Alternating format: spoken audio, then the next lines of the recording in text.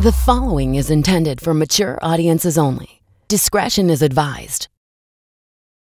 Thank you so much for downloading this episode of So What Do You Really Do? The podcast where I, your host, Deadair Dennis, interviews artists and entertainers about their day job. And the artist and entertainer on the program today is comedian, former NBC Page, and marketing expert, PR person, Janelle Draper. I should not probably just say her name is, she's a job person thing, but you'll hear me say, it's all the same to me. I hate PR. I hate marketing. I hate all of that, even though it's kind of become one of the things I've had to do now as a comedian because of the world of social media. We've all become our own PR marketing executives for our own selves. It's disgusting. All right, let's not dwell on that because I will go down into a rabbit hole. There's a spiral.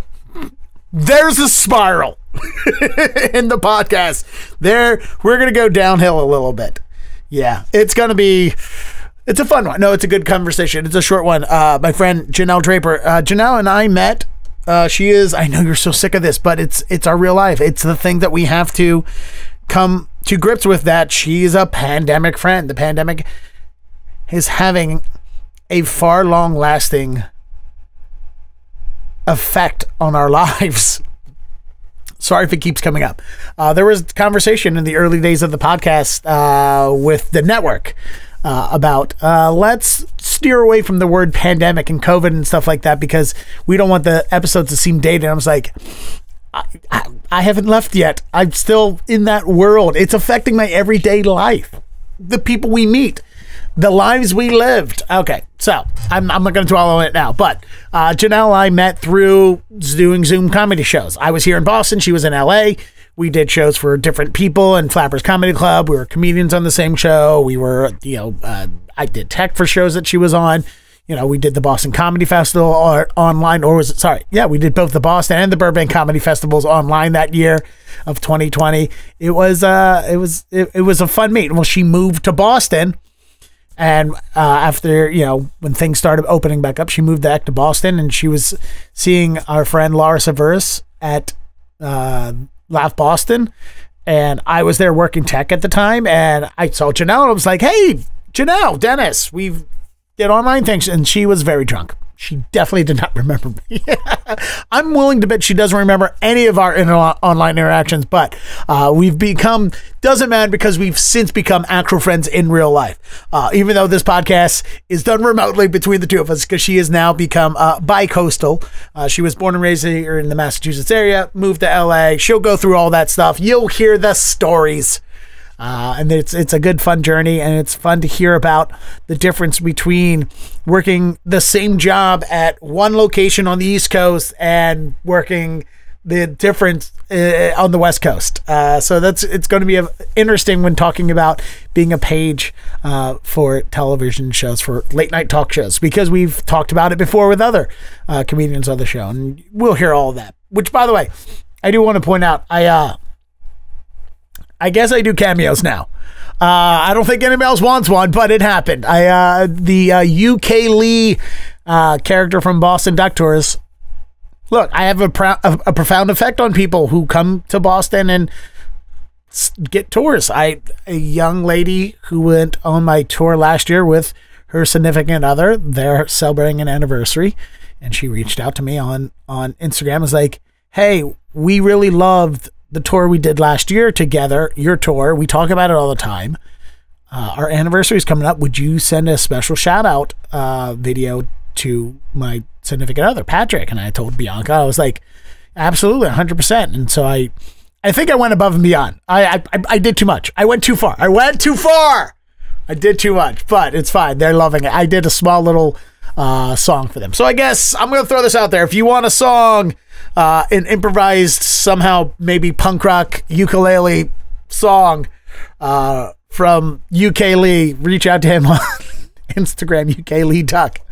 And maybe that's a thing I'll start doing. We'll see. Nobody else wants them, I know. But speaking of things nobody else wants to do, I'm going to ask you. I need you guys to do it. Comments.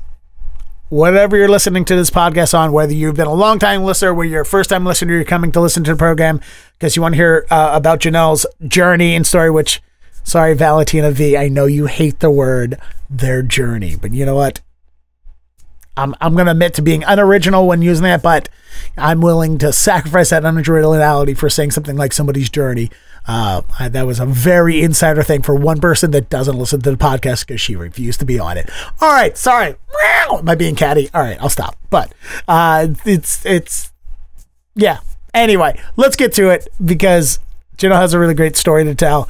And if you want to reach out and have me do a song for you, you can do that on Instagram. So there we go. We did. Oh, this is what I needed to ask. Guys, now that we're doing video, my intros are one takes. So sometimes I got to remember to do things. Here's an insight behind the scenes. I could edit this out if it was audio only. I'm not editing it out. But what I need you guys to do is leave reviews on the podcast, whether you're a returning listener, whether you're a first time listener, please leave reviews. They help the algorithms. I know if you're a long time viewer, you've heard me talk about the algorithms and it rules my life, but it's so important to be able to share the experiences with the people that come on this podcast. When you, the listeners, when you, the viewers, leave comments on the places you listen to this podcast, iTunes, Spotify, even on YouTube. So if you're watching on YouTube, give it a thumbs up. Give it a like, subscribe to Big Comedy's YouTube channel. I know these are things we all hear. Like, comment, subscribe, hit the bell for notifications. I know we've all heard it. And there's a reason why we have to say it. It's a call to action. If we don't ask for the call to action, you don't necessarily do it. And it helps. It gets this podcast out there. This is not about money. This is not about vanity. I bring people onto this podcast because I want their stories to be told. I want people to hear it. And it's easier for them to hear it when more people are the ones that hear it. And the more they hear it, the farther it goes. Popularity begets more popularity. So, thank you all who have left comments in the past, but please, for those who can, leave comments. Again, especially in the big podcast aggregators like iTunes and Spotify, or where else you're listening or watching this podcast. In fact, you can watch it both on YouTube at Big Comedy Network on YouTube, and Spotify has a video podcast feature now. So if you're listening to it on Spotify, switch over and watch the video. Why not? See my face. You can see the fact that I'm wearing an Orioles hat today during this introduction because they're at the top of the division. And I'm not much of a sports fan, but when I'm happy Baltimore does something well, I get happy for them. So those guys are having fun. Speaking of fun, you're going to have fun listening to my conversation with comedian and former NBC Page, Janelle Draper. Well, since we're talking about PR and marketing, I'm going to probably use that term interchangeably, even though you're going to correct me, tell me they're not the same thing. But in my brain, they are the same thing. But before you got into the PR marketing field that you work in now, you were a page at NBC, and I have a friend who worked at Letterman in DC, and I talked about his Will Abel's experience with, just being a crowd of wrangler and his nightmares of dealing with, drunk Karens who are day drunk at the, trying to see a free celebrity sighting show at a bar on their way into the David Letterman show. But I'm assuming LA, working in the LA NBC Universal area has to be incredibly different experience. Totally. We like to joke that it was easier to get into the West Coast program than the East Coast, but I was just happy to be involved. I worked really hard to get into that program, and looking back, I wish I had stayed in it longer because you actually get a full year to be a page and then go on assignment every 3 months. But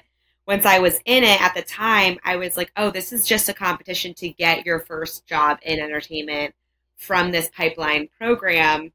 And then when I did a certain assignment where I actually met an old boss of mine out at the Golden Globes, I was there as a page and I saw an old boss when I used to intern in New York in PR. And she's like, oh, you want to join my firm? We're starting an LA office. So I quickly left the page program. And then looking back, I'm like, man, I should have rode that thing out till the wheels fell off. But it was a ton of fun. Unlike Will, our mutual friend who worked for Letterman, I was not annoyed with the guests that came to our show. I felt really bad for our guests because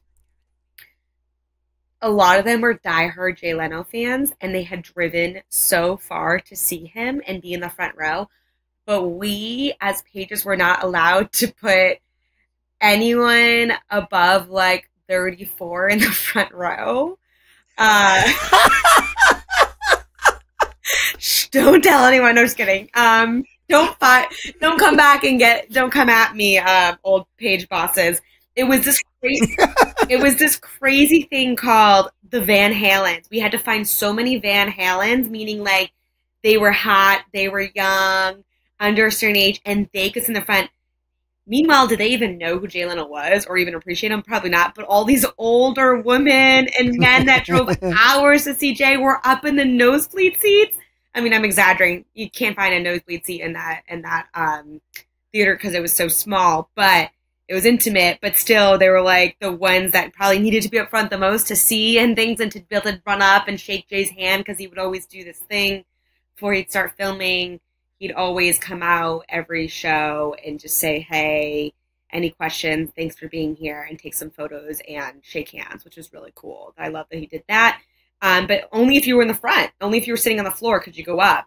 So all the diehards that had like walkers and shit were like jammed in the back because they weren't hot enough, which is that's so gross to think back on. But yeah, so I felt bad. I was like, this sucks. And I couldn't admit to them. They'd be like, why do we have to go up here? All these empty seats are down here. I'm like, I know. It's crazy.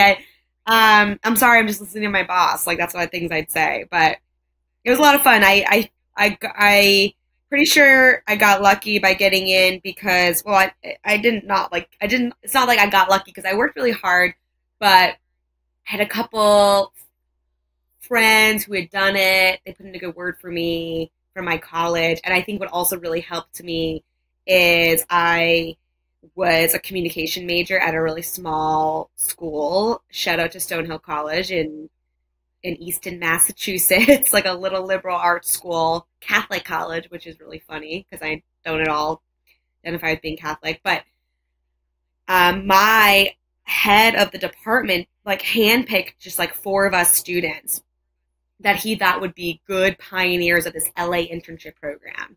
Because he had this great idea that like, hey, we have a DC internship program. We have a New York City internship program. We don't have an LA internship program. And it was really smart of him back then to say that. So he handpicked a few of us. Luckily, I was friends with the other girls. And we literally went to LA and started this program where we got to like represent Stonehill. We literally got to go out to LA as seniors in college, and for a whole semester. We just interned for class credit. We only had to take one class. When we came back for like winter break, we took like a week or 2 week long course, and that was like our class credits for the semester. So that's what I mean by I got really lucky. But they did not help us get the internship. So we had to find our own internship. So I feel like I got lucky again. I was like at like a party with my sister in like New Hampshire. And I meet this really great guy who has a good friend who works at Focus Features. He goes, you need to get an internship? I go, yeah, I'm supposed to move there in like 2 weeks and I have nothing lined up and the school's not helping me. They're just like, good luck. So he lined me up. That's interesting because my experience with working in the industry of radio, we also like TV and radio are the biggest, internships where our industries with interns, like historically, I'm sure, there's lawyers' offices and like businesses and other like legitimate places that have interns too. But our experience with interns, like my experience with working in radio, I didn't do an internship. I went straight right into the radio field. I was lucky in the fact that one of my teachers had a pipeline to a radio station. It was like every couple of months, he was like, hey, send me your best student. And I was the only person she sent. And I just got a job working in radio, low level board operator. Lucky, but when you weren't lucky, you were the best student. But it's like, yeah, opportunity, preparation, timing. Yeah. Yeah. Luck meets, what is opportunity is luck with preparation or whatever it is. I have no idea. I'm not great at fake quotes, of inspirational quotes. But the thing that I had to do with my years later when I had to train interns and stuff and deal with them. So many people took radio internships just because they needed an internship for their college, but they weren't in the entertainment field. Like we had English majors, we had history majors and stuff. There's like, I just need to take an internship and radio sounds cool. I'm like, well, you're getting in the way of somebody that actually wants to be in this industry. Right. And then 2010 hit and then nobody wanted to be in the radio industry again. That's so funny. Yeah. Wow. It's interesting. That's interesting that you became the beginning of a internship program for your college through NBC. Oh yeah. Oh, so that's the funny thing. Yeah. So then I'm at this party. I remember it's so funny because I go to my sister. I don't even want to go. Like, I don't even know I was going to be there. Like, I'm like being such a little sister brat. And then I went, and thank God I went, met this really great guy who goes, oh, my buddy works at Focus Features, which if you listeners don't know, you know, it's a specialty art house film division of Universal Pictures, or was, but now it's since, it's now its own entity. But so I landed an internship through a friend of a friend, a friend of a new friend, which was awesome. So I got to go. It was so cool. He was like, you want to do, and this is to your point earlier. He was like, do you want to work on PR? I go, nah. I was like, okay. Then I was like, no, I want to try marketing. He's like, all right, marketing. It's like kind of like very similar, you know? And so then I just ended up doing marketing for Focus Features as a senior in college. But they put us up at the Oakwood Apartments, the famous Oakwood Apartments, where they have a documentary about it, where Corey Haim died and yada, yada, and all these child actors go. They're like fully furnished places across from the studio, and actually across on the side that Focus Features was on the Forest Lawn, Barham Boulevard side, which is so convenient. I could like walk to my internship. Got very lucky. And from there, that's when I learned about the Page program. I didn't even know about the Page program until I was at that film marketing internship on the lot, but kind of like the stepchild of the lot, you know, because we were in the very back. We weren't like Uni Pictures. We were like the art house kind of quirky step kid of Uni Pictures and Focus Features, but still great films like Lost in Translation and you know, a lot of Sofia Coppola movies. But so then I learned about the Page program, and then I found other Stonehill College alums who had gone the Page route, and they vouched for me, and then I applied, and then I got in. But and explain to the listeners exactly what does a Page do, because it's kind of it's a amorphous term, like producer.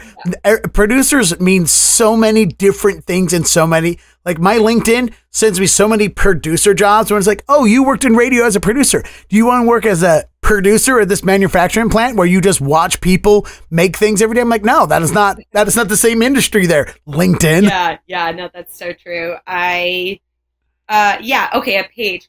So it's very hard to get into the NBC Page program. You know, they like to say that it's harder to get into the Page program than an Ivy League school. Crazy, because then once you're earning. Meanwhile, most of the people that get into the Page programs come from Ivy League schools. Oh, I did also quickly notice I was like the only non-Nepo kid, and I was just like, it was funny.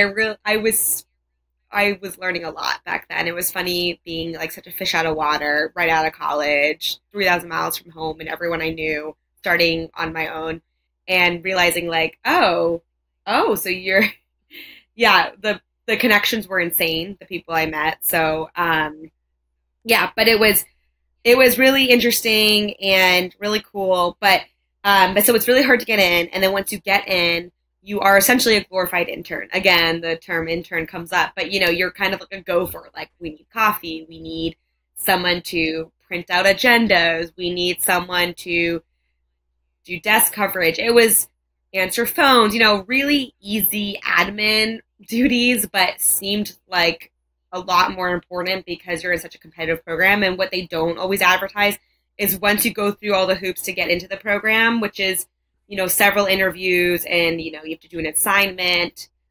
New York is even more intense. New York, you have to get like a presentation, and that's why we joke that it's way harder to get into the 30 Rock Page assignment than LA. We didn't have to do like a PowerPoint, but we did have like a certain amount of time to answer all these questions, like what programs on NBC mean the most to you, and like what do you hope to bring to the program, where do you see yourself, what are your, I guess typical interview questions, but you had to put in like essay format. And then you have the interviews in person and on the phone. But once you're in it, they call them classes. It's like I was in a class of like December 2022. Not 2022. My class was like, oh my God, I'm like dating myself. I'm like, when did I graduate college? 2011. Oh, 2012. Oh my God. I'm like, I'm so sorry, Dennis. I swear, I had the crazy. No, you're doing the LA thing where you did not want to admit your age. You don't want to hint out your age to everyone. Who cares? I'm 35. I don't give a fuck. I don't care. No, but I mean, like, okay, it's 2012, class of 2012. There's like 5 of us. And then all of us are in this class now, this program, this historic program where people like Regis Philbin was in it. And who else? I mean, the list goes on and on. Aubrey Plaza. And there's so many people that became great successes that were first pages. And that's why it's historic. But you have to compete once you're in the program after you've already gotten in.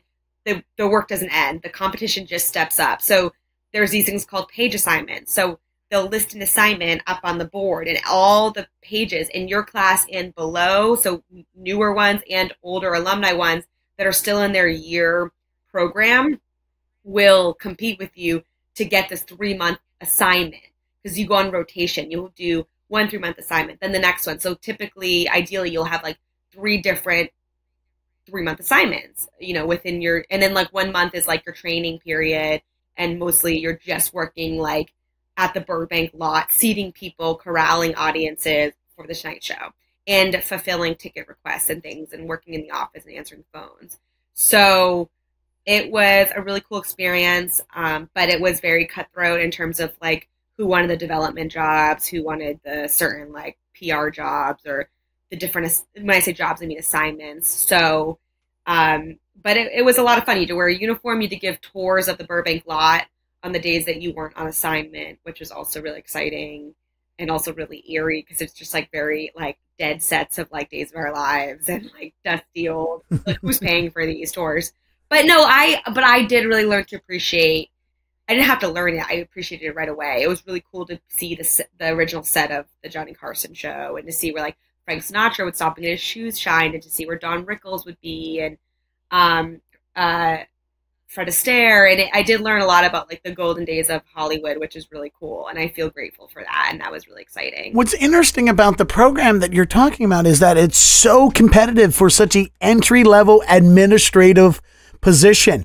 Like, you're working in TV, but you're not learning anything about TV. Like, all the skills does apply. Like, ticket sales and doing ticket sales and paperwork applies to so many industries. Yeah. And yet you want to work in TV, and you're working at TV.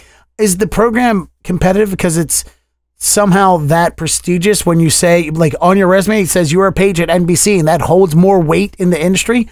Or is it competitive because they're like, look, you're going to be around celebrities, we need to weed out the crazies? I think both. I think they do look at it as like a pipeline program. So they do look internally to pages first to fill roles.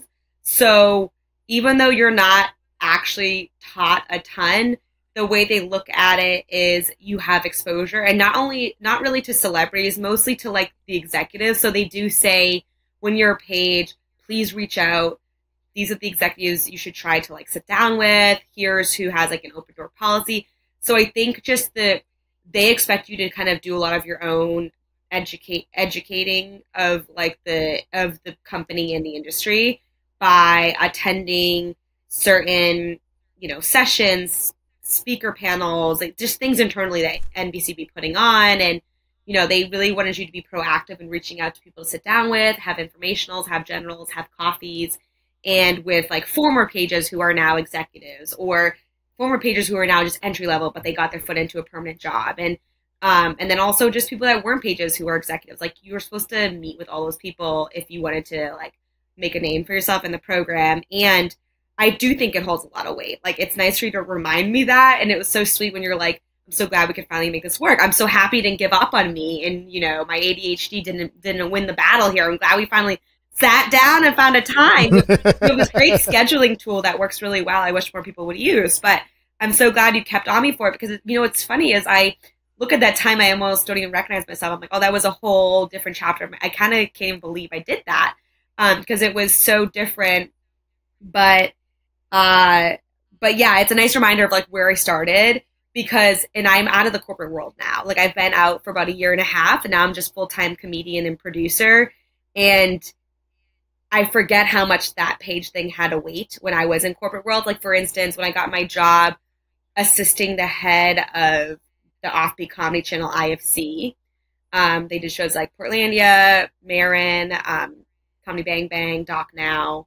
I got very close with the head of programming, even though I was assisting and my job was to be the EA to the head of the network. I got close to her direct report, Pete Aronson, who was the head of programming and production, because he heard I was a page. He goes, oh my God, you're a page, so was I. And that's an immediate bonding factor that you have.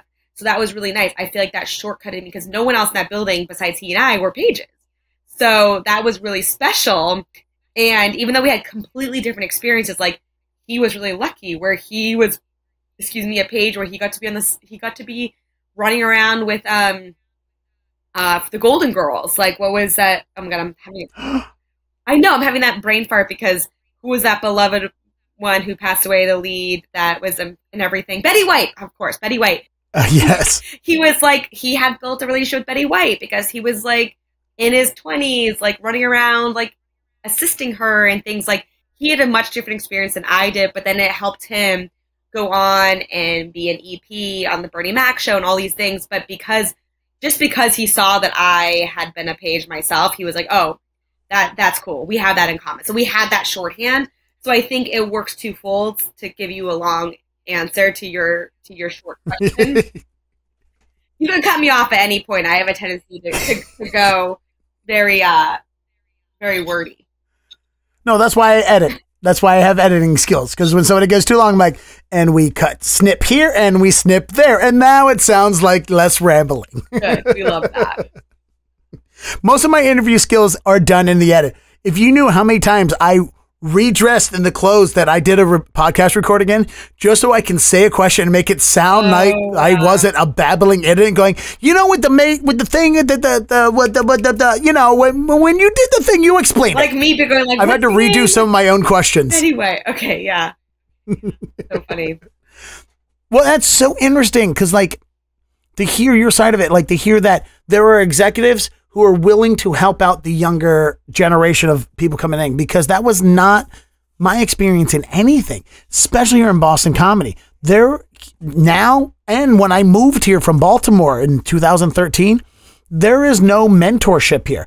There was some small mentoringship in Baltimore and DC when I left there. I didn't have anyone like that, but there was guys that would, you know, that were there who are experienced, that were willing to give information. In the radio industry, it's so small and it's so everybody does everything kind of thing. Like, if you look at the amount of people that produce a radio news program compared to the amount of people that produce a TV news program, it's night and day. The skeleton crew that is radio compared to television. Wow. And so there's really not a mentoringship. I've had friends in the radio industry, like my buddy right now, Jackson Blue, who unfortunately just for the first time in his entire 25, 30 year career of radio, lost his job and was fired. He didn't walk away from a station. The station fired him because of this, that, whatever.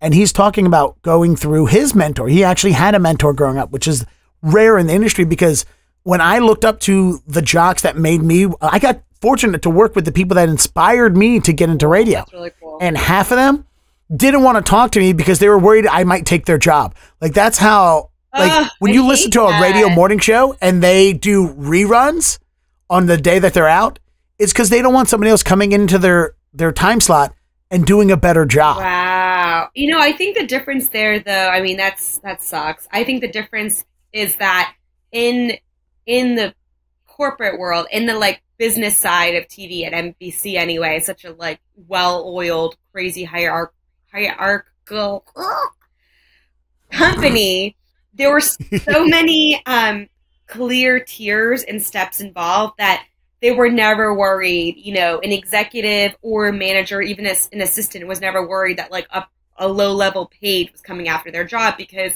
it was like, oh, I got this desk job. I'm good for at least 1 to 2 years unless I really fuck up. Like, they're not going to replace the assistant. If anything, they'll have to make their pay. This is another thing.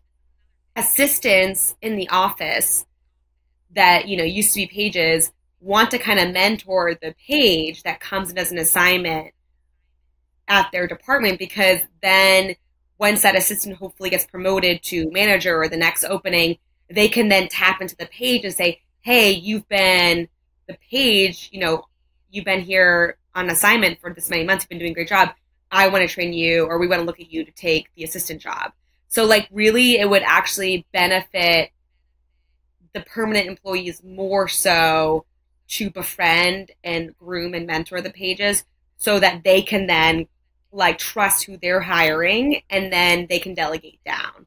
And that did happen often. But yeah, I think with radio, it's so much more like Wild West, right? Like you have a great voice, you have a great take. So you weren't even an intern. You just went right to your job. You come in one day, you fill in for someone. If you do a great job and the results show like, oh, more people are staying on, more listeners, like you can't argue those facts. But when it comes to like, there's a system in place, they're not going to leapfrog, because that's such a no-no. Like you don't email, you know, someone's boss or boss's boss to say like, hey, I'd love to apply for this job. It's like, no, you have to wait your turn. You know, there's real clear set. I had friends that were pages that stayed in departments for 3 years before they went from assistant to manager. Then they stayed for 6 years before they went from manager to director, and then VP. And it's just like this, you got to really love what you're doing, but they really like, they're lifers, and they just believe in this process of this like slow death promotion. That's so great to hear that there is such an organization to that side of the industry. Because again, also I've been through all entertainment videos, and I've worked, you know, on movie and TV shows as both actor and crew member, and I've done tech, and I've done, you know, in front of the camera, behind the camera, and let's be honest, my best side for the camera is the one that's behind the camera. But the amount of times that I've worked on a set where it's like, oh, you know, like you're telling me, hey, do not be afraid to reach out to executives above you and talk to them and set up appointments. If you talk to somebody, if you talk to Chris Evans on the lunch line, you're fired. Wow. Yeah. Like I've been in that environment. Like I had, I worked on I did a bunch of background on the TV show Nosferatu for same network did AMC. Yeah, that's the, and I know Nosferatu for Shudder or for, yeah, I worked for, AMC owns and operates IFC. So that's funny. I know that show. Yeah. When I was working on Nosferatu, Zachary Quinto, who was the star of the show, comes up to me and by the way, he's in like full monster makeup while eating lunch. Like he's just putting tiny little food through his prosthetics. And so he just walks up to me, taps me on the shoulder, and is like, hello, I'm Zachary. I'm like, hi, I'm Dennis. And we're talking just about the food, like the cakes at dessert on the lunch line. And we're talking about that for a minute or two, just a very innocuous conversation. And he goes, all right, goodbye. And then walks away. And then I go sit down. Everyone's like, oh my God, you're going to be in so much trouble. What were you talking to Zachary Quinto about? You're not allowed to talk to the leads. I'm like, he walked up to me. So I don't know how I'm going to get in trouble when I just responded. Like he was just being nice and polite because he's a good person. And I've heard many stories from other people that he's a nice guy and this and that, whatever. But it's like, that's the kind of culture that when you're an actor on set, where you're like, you're only allowed to talk to certain people, you know, like the director's not allowed to talk to us. He has to go through, there's so many weird hierarchies in the that's so crazy entertainment side of the business. Yeah, it's crazy.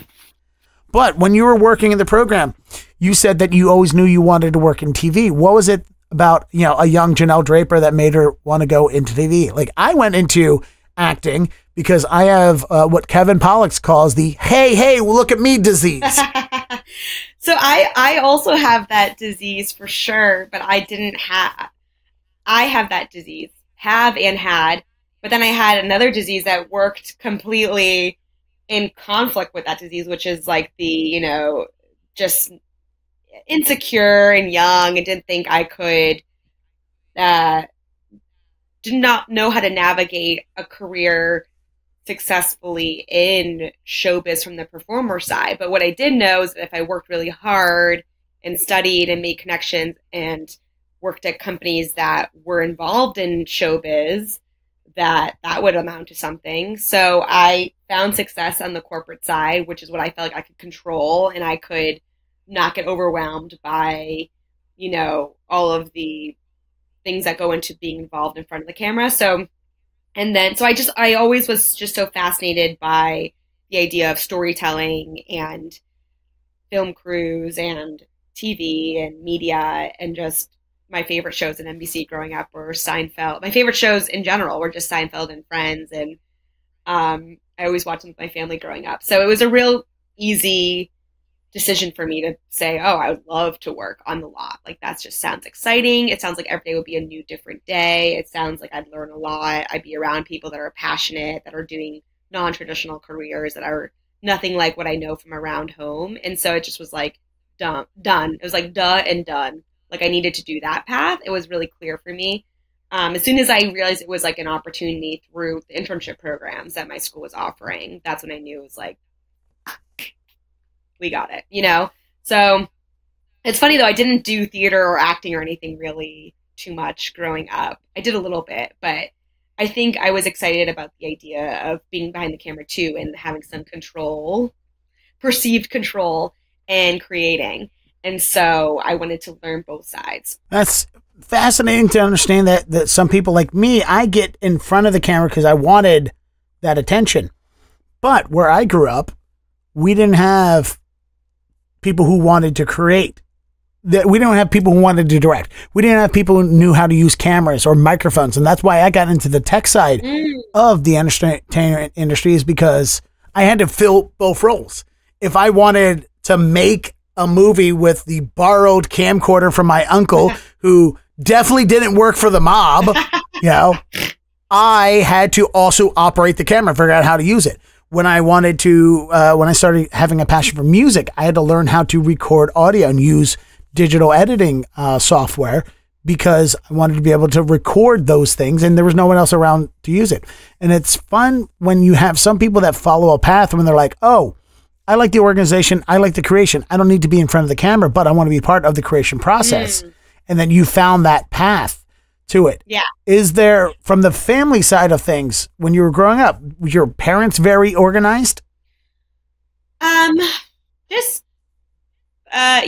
Yeah. My mom's definitely organized, and my dad has, both of them chose like, you know, more secure, stable, organized careers. You know, my dad is the CEO of a credit union and decided to go get his law degree, and my mom had some pretty great professional jobs, but then she, you know, quit that to be a stay-at-home mom. But, you know, we didn't know too much as a family collectively about like how to break into the industry. It's just that they then supported me to follow my dreams and supported me to go to LA, and just said, you know, you really should do this. So that was cool. But I mean, not supporting me financially. Like, I supported myself, which was like supported me emotionally and mentally. You know, I mean, it was definitely hard the first couple of years living in LA. You know, I remember the first job offer I got out of the Page program. I was so excited. I called my mom, and it was to be a junior music publicist for a pretty reputable music PR firm that was like, we were repping at the time like Lenny Kravitz, Alanis Morissette, Adam Levine, Gautier, that one hit wonder, and things. And remember that? What I used to know? Yes, everyone does.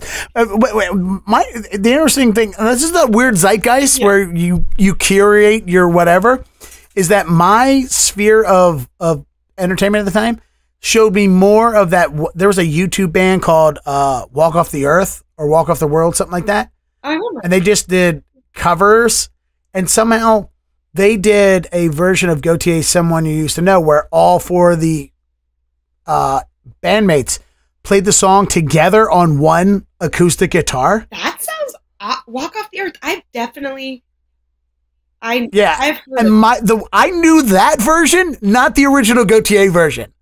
For for the longest time, I never heard the original version. Somehow that Walk Off the Earth version, where they're all playing it on the guitar, showed up in my zeitgeist so much more heavily than the actual song of it. That's so funny. They came to one of our, they did a showcase at, this is why I know them. They did a showcase at, when I was working in NBC in music for the head of supervision and licensing for NBC. They came and showcased for us that band. So I definitely remember that. That's so funny. Yeah. But so they offered me a job and I was so excited and I called my mom and they offered me $25,000 a year. Oh, I'm excited for you remember when you were young and $25,000 a year sounded like everything in the world? Yeah, my mom's like, sweetie, that's nothing. Can you get him up a little? So then I got him to 32 and I'm like, oh my God, this is so exciting. Like I have a job.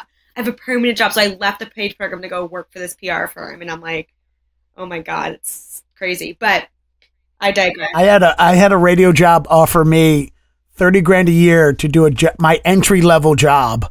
And I was like, I make more than that in tips doing duck tours. Right? No, duck I'm tours. not. I'm not moving back to Baltimore for $30,000 a year. No, So like I want to go back to the radio industry, and radio's proven they don't want me, but I'm not doing that job for that little bit of money again. No, absolutely not. Oh, I still have one of those duck bills that you blow. That goes. It sounds like a duck. From a duck. Well, all right. So, what made you get into stand-up comedy then? Were you already? I mean, you're a fan of Jay Leno, obviously, and the Johnny Carson and all that. I grew up at the end of the 70s, 80s comedy bubble. So when I grew up, stand-up comedy was everywhere. And then all of a sudden it disappeared. And then in the early 2000s, it came back again. Yeah. And I already knew, how long it takes and how much effort it takes to become a comedian. Like I knew the inside workings of it before the second bubble blew up and started coming in the early 2000s. Were you familiar with stand-up comedy? Because I actually have a lot of women I know who do stand-up comedy and never saw a woman do stand-up until they started doing stand-up. Yeah, it's funny you say that. I never watched SNL as a kid. I never really loved stand-up. I just knew it from Jerry Seinfeld. That was it. But my dad always told me I was funny, and he really encouraged me while I was a Page to take a stand-up comedy class when I was in LA. And so I did, and I loved it. And then I was hooked. And so that was really when the obsession began. And so, because my dad was Wait, I got a question. How much of your comedy career is because your dad is a stand-up comedy tiger mom and was living vicariously through you? Probably like 90% of my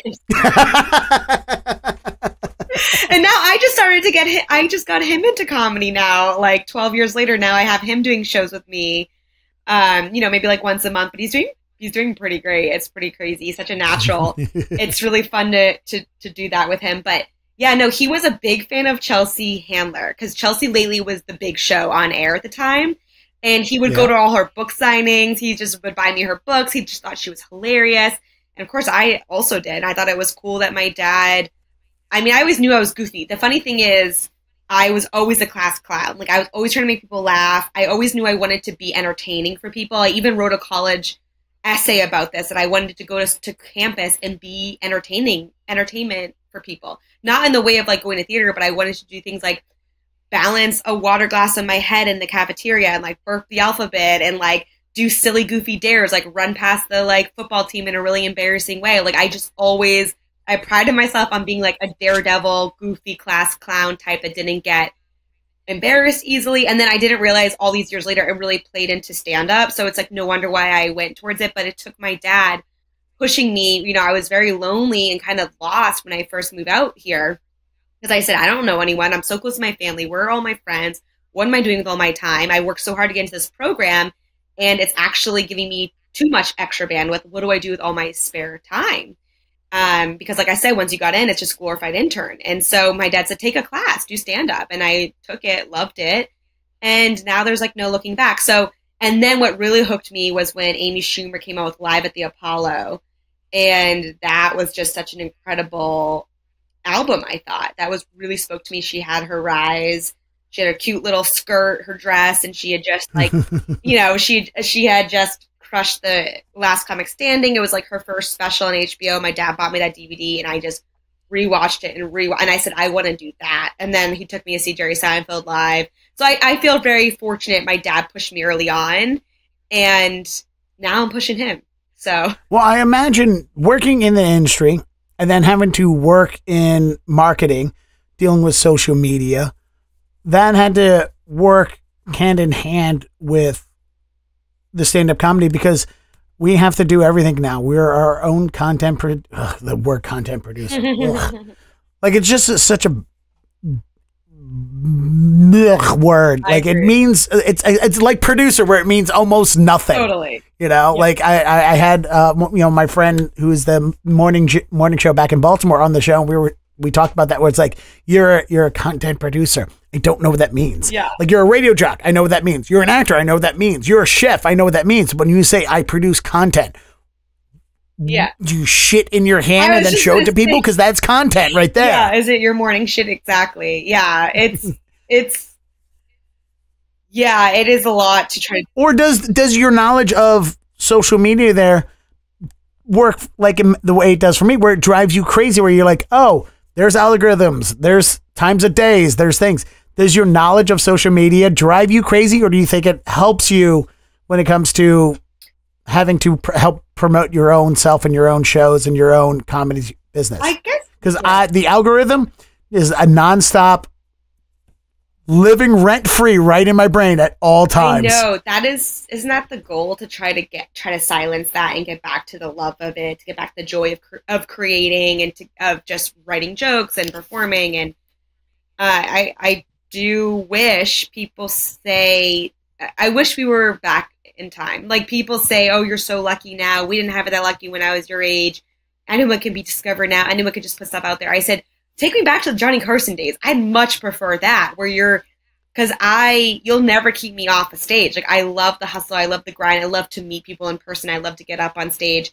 What I don't love, sitting, cranking my neck, scrolling, comparing, the doom scroll, the fatigue, staring into a screen, the disconnect when you're in a green room and all the comedians are just trying to, I hate all of that. I hate it all so much. When I started stand-up in 2012, none of this shit was around. I did it for the love of getting on stage, telling jokes, and connecting. So I will say I know more having worked in it, but I don't know that it always helps me, because I think I also get in my own way. It's a lot easier to market a brand or a product or someone else that's not yourself. There's still a lot of stuff I have to work through. I've been getting a lot better at just like throwing stuff at a wall and not being so precious about what sticks and what people see. And I've been building a thicker skin to a lot of like mean comments and stuff. And so I guess that I can also learn from monitoring like a big brand's account, because you're like, oh, just people are awful no matter who you are, no matter, what you do, who you are. So it does help me, but it still doesn't give me like any of the answers. It's still all a big mystery to me as well, Dennis. It still frustrates the hell out of me.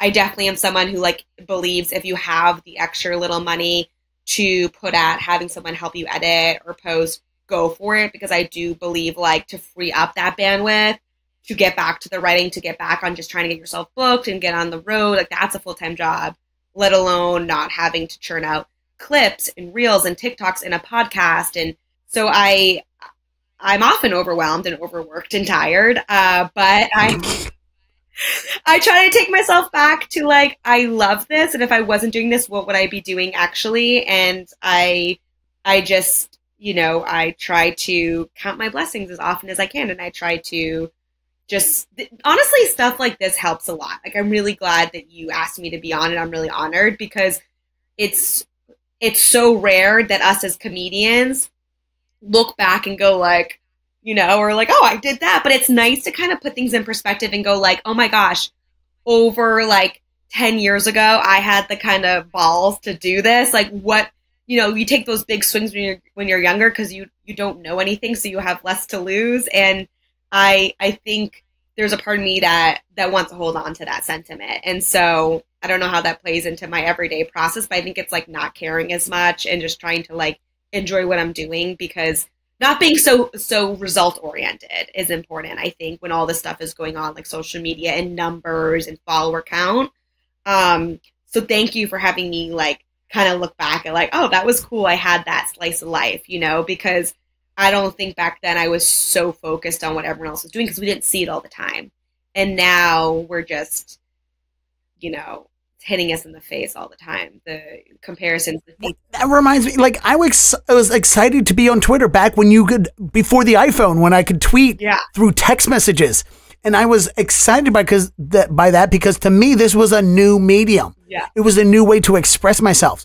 In radio, when we started doing video content on the web, I was excited because like, oh, this is a new medium. This is a new way for me to express myself. This is a new platform, new ideas. And now all I think about, oh, is this going to get me likes and views? Or why did that get that person? Why did Hawk Tua fucking girl get? I know, what? It's why? Like, why is she on Whitney Cummings' podcast? Oh my God. And we're here complaining about why she's on Whitney Cummings' podcast. That's actually such a good point. And you know what? I bet you she did not care or know. And I heard she didn't even have an account, right? So it's like, nope. It really is the people. She's not on social media. She just worked at some factory in Tennessee. So I think she's a 7 at best who just like, hey, I'm drunk. I'm going to say something slutty. I bet she's never even sucked a dick before. Cool. She was just like, oh, here's a moment to be funny. Oh, I'm throwing that down. Nobody's come down and told. I'm putting this on recording right now. Shit. Hawk Tua has never had a cock in her mouth because I'm going to say that because you know what? Somebody would have stepped up by now and like, yeah, dude, she's a 10 out of a 10. Nobody has. Nobody's pointed out. Nobody's come out and was like, nah, you know what, dude? She's a 2. She does not. She's never Hawk Tua in I'm going out there. She's a liar who just got lucky. You said it. I'm okay. She's cute though. You gotta admit, she's not. You don't think she's? I think she's adorable. I think she's all right. Okay, to your she's point, all right. I mean, she's not. She's not unattractive. She's all right. She's look with the right makeup. She's a 7. 7.5. I disagree. I think she's actually super cute. Okay, no. To your point. By the way, I'm a 2. I know this. This is not me. No. Like, I'm a 2. I know I'm a 2. I'm fine with being a 2. My dog's a 10. Hawk Tua's, she's a 7 at best. We're not. No, I don't think we should be judging how you and I. I'm just saying. No, I think. Dennis, here's what I think. Your point saying like she looks like she's never sucked a dick. I think that's why she went viral because she has that wholesome, like small town girl lives with her grandma accent. I actually think that's part of the intrigue with her. Like I think if she did seem super slutty, so I think that's honestly something that worked to her advantage. I think you hit the nail on the head. Like, oh, you're right. Being super slutty didn't work out for Kim Kardashian at all. Oh no, I mean, but she also had a lot of other things work. I just mean like. I think because it was just such a, like, in the moment, I don't give a fuck. And she looked so like girl next door. And she was like, Hawk Tua. You're like, whoa. I will say, I don't think all this viral fame is worth what she did. Of course not. But I will say, clearly there's something people, like, found likable about her. I think she's adorable. But, like, that could be, like, her cute little accent, the little blonde hair. Like, she's just a cute little package, in my opinion. But I think it's totally insane, and I don't think it's deserving what she's like. I don't think it's fair, but there's no fairness in any of this, right? Like, who's to say? I mean, you nailed it on the head. Like, or the guy that did Jury Duty. I mean, he was very likable, but he just got cast. You remember the movie the TV show Jury Duty on Amazon? Oh, the guy where James Marsden, everyone's fake actors around him. Yeah, I mean, he blew the heck up, and he just was like thinking he was signing up for Jury Duty with like a little local crew. So. I do feel like so much of this industry is how likable you are. And it's hard to show your authentic likability when you want it so badly. So when we have that in our head, unfortunately, that's why I think people hit their peak of likability factor and get their viral fame when they're not trying. And that's why like love comes to you and big breaks come to you when you're not trying. That's why they say actors get the big break when they're on their honeymoon. That's why I met my boyfriend when I was not even trying. Like I met my boyfriend when I had already moved to LA and I was just back in Boston doing my Wilbur show. He was at the show just as an audience member and we hit it off because I was like, I don't give a fuck. Meanwhile, I was there for a year and a half prior, did not meet one guy that I connected with that was a gentleman. A lot of guys ghosted me. A lot of guys were dicks or you know. So I do think there's something about that desperation that I want to channel. I want to channel the I want to channel the younger Paige don't give a fuck mentality. Well, some of this is going to be inspiring motivational quotes for somebody. So I'm glad that we brought that. Well, here's the benefit of the Hawk Tua girl. She made us realize that, sometimes you just have to not give a fuck, be able to make it in this world. Yeah, I would love to keep chatting with you another time. I'm like sad I have this part out, but like we should. No, that's fine. Yeah. So, but please tell people. So now that you're a full-time comedian, tell people where they can see and support everything Janelle Draper comedy. Oh, thanks. If they can go to follow me on Instagram and or TikTok, but Instagram is better for where my show dates are. I update that more frequently than my website, and it's just my handle on Instagram and TikTok is at Janelle Jokes, Janelle Jokes. Awesome. Well, I'm glad we finally got to do this. We got to have the conversation. I love to hear the difference, like I said, because I've had many people tell me about working in the New York side of the NBC and CBS world and hearing the difference on the West Coast side, which I was very expecting a different approach to it, and that's what I got to hear. So it was great finally catching up with you a little bit. And then next time you're coming back to town next month, so we'll hang out again. In real life, because we are pandemic friends that became friends in real life. Because even though you're a Boston comedian, we met through Zoom during the whole Zoom comedy thing through Flappers. So yeah, that was a lot of friendships formed through the COVID, you guys. I agree. Zoom comedy works for something. You really are, Dennis, such a great interviewer. You know, Jessica Kirsten was right. You're fantastic. This has felt like 5 minutes. Like I'm like genuinely sad to like have to go. So please, let's do this again, whether we're just hanging out or, recorded, because I'm so glad we got to do this. This is fun. Awesome.